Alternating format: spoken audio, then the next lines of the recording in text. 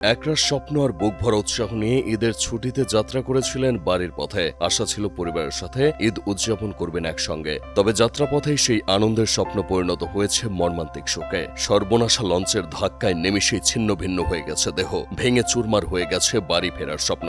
অন্তঃসত্ত্বা স্ত্রীকে নিয়ে ঈদে বাড়ি ফেরার পথে বুড়িগঙ্গার তীরেই তলিয়ে গেছে বাবা ছেলের দুটি তাজা প্রাণ। প্রতিবছর ঈদ এলেই রাজধানী ছেড়ে নারীর টানে বাড়ির পানে ছোটে শ্রমজীবী মানুষরা। কারো ব্যাগে থাকে মায়ের শাড়ি, কারোর সাথে থাকে বাবার পাঞ্জাবি বা সন্তানের জামা, সেই সাথে থাকে পরিবার ও প্রিয়জনের সাথে ঈদের খুশি ভাগাভাগি করে নেওয়ার এক মুঠো স্বপ্ন আর বুক ভরা আশা। তবে নিয়তির পরিহাসে সব স্বপ্ন বাড়ি পৌঁছাতে পারে না। যাত্রাপথের দুর্ঘটনায় অনেক স্বপ্নই মুছে যায় মাঝপথে, হয়ে ওঠে সারা জীবনের কান্না।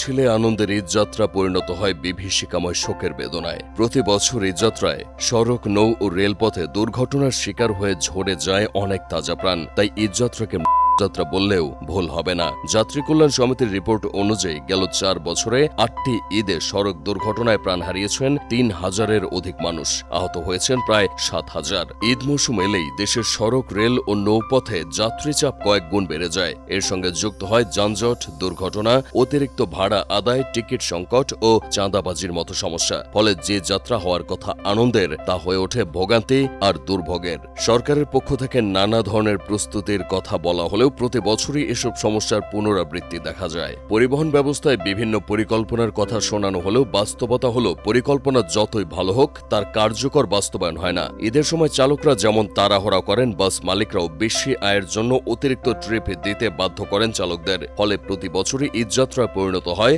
দুর্ঘটনা আর প্রাণহানির মর্মান্তিক মিছিলে। বিভিন্ন গবেষণা ও পরিসংখ্যান বলছে, ঈদের মৌসুমে পরিবহন দুর্ঘটনার সংখ্যা সাধারণ সময়ের চেয়ে অধিক বেড়ে যায়। দ্রুত গন্তব্যে পৌঁছানোর তাড়না, বেপরোয়া গতি, অতিরিক্ত যাত্রী, চালকের ক্লান্তি ও যাত্রীদের তাড়াহুড়ায় ঘটে ভয়াবহ দুর্ঘটনা। এর সাথে ফিটনেসবিহীন যানবাহন ও অপরিকল্পিত ব্যবস্থাপনা তো আছেই। পরিসংখ্যা বলছে 2022 থেকে 2025 সাল পর্যন্ত গেল 4 বছরে শুধুমাত্র ঈদযাত্রায় ঘটেছে 2779টি সড়ক দুর্ঘটনা, যেখানে সব মিলিয়ে প্রাণ হারিয়েছে 3000-এর অধিক ঈদযাত্রী।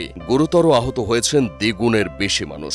এই হিসাবের বাইরে ট্রেন ও নৌ দুর্ঘটনাও কেড়ে নিয়েছে উল্লেখযোগ্য সংখ্যক মানুষের জীবন, স্বজনহারা করেছে শত শত পরিবারকে, ঈদের খুশিকে পরিণত করেছে সীমাহীন শোকে।